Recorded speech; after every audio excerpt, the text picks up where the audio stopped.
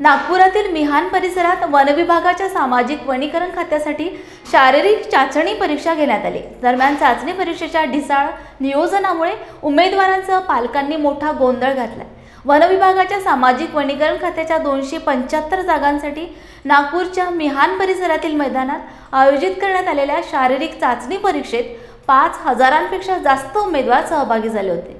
शारीरिक चाचणी परीक्षेत उमेदवारांनी केलेल्या रनिंगचा तपशील देण्यात यावा अशी मागणी परीक्षार्थींनी केली।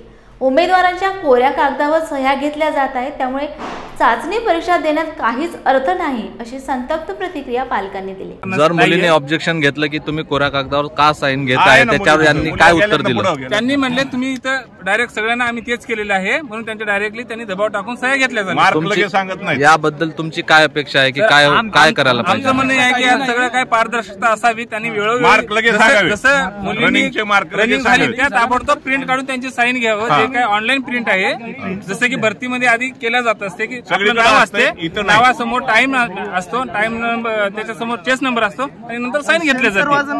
आणि सर सेन्सरचा प्रॉब्लेम आहे, पण मुलींना नवीन भरती असल्यामुळे त्या मुलींना माहित नाहीये, सेन्सर वाजत नाहीये तरी त्या पळत आहे।